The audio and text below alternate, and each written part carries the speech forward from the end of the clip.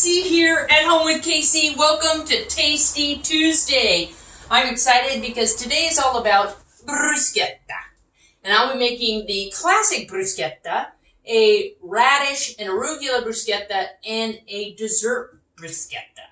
Now, I'm not sure if I can call those last two bruschettas because the traditional bruschetta is an antipasto salad on toasted bread. So let's go ahead and talk about the traditional bruschetta. Let's talk about the delivery system. Now, toasted bread. So for this classic one, I'm just going to be using a French bread. And you can toast them in different ways. Either on your grill, in your oven, under the broiler. I did under the broiler. You can brush it with olive oil or not. So I just pulled these guys out of the broiler and cut them in slices. And I want to rub each piece with a clove of garlic to infuse some more flavor into the toast, right? If you did brush it with olive oil and toasted it, you could do either side. And that's just a really great way to infuse lots of flavor because it's all about the flavor. All right, I had an opportunity to go to Italy on my 50th birthday with my dear friends, Nettie Leanne and Jerry Hayes. We were on a rooftop restaurant in this little town at sunset, and they delivered some bruschetta on a piece of slate, and it was fantastic. Memories. All right, so now we've got our bread, our toast ready, and so let's talk about the tomatoes. Now, you can use any type of tomato that really tastes good, heirloom tomatoes, cherry tomatoes, Roma tomatoes. I just use cherry tomatoes. Now, sometimes you'll find a recipe that suggests that you boil them and then peel the tomato skins because boiling just for a brief time will help you peel them, de-seed them because the seeds add a lot of liquid. But what I did today, that's an option. But what I did today is I'm using cherry tomatoes. Now, the other ingredient in the bruschetta is some crushed garlic. So I have some crushed garlic here. I do love me some garlic, so I'm just going to be a little bit generous with that. All right, so some salt and pepper to taste. Absolutely got salt and pepper. Now, tomatoes love salt, and it really brings out the flavor. All right, I'm going to just use a little bit of olive oil, and you can kind of eyeball this depending on how much you're doing.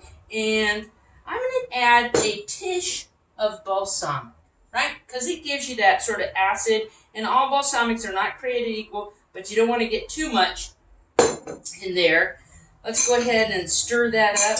So you really want to infuse the flavors. You could actually slice some garlic and then heat the olive oil with the garlic on the stove and really kind of brown the garlic a little bit and then put it inside here, which would just be really delightful. Basil.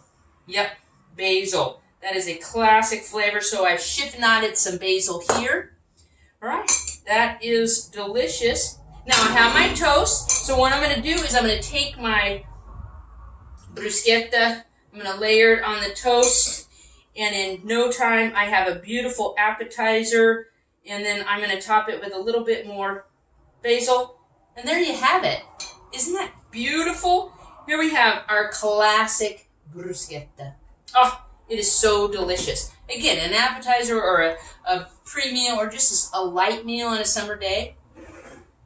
Now, let's talk about this second one. I'm a big fan of the cooking channel, as you all know, right? And Amy Schumer learns to cook. She's married to a James Beard award-winning chef. So they did something similar to this, and I created my own out of it. So the delivery system for this particular bruschetta is a really kind of nice rustic bread, like a Yukon potato bread. Oh, it's so beautiful. I toasted that, and I put a little bit of garlic on that as well. All right, so here I have my bread ready to rock and roll. Now I'm going to be using arugula. So I took my arugula and I chopped it very finely.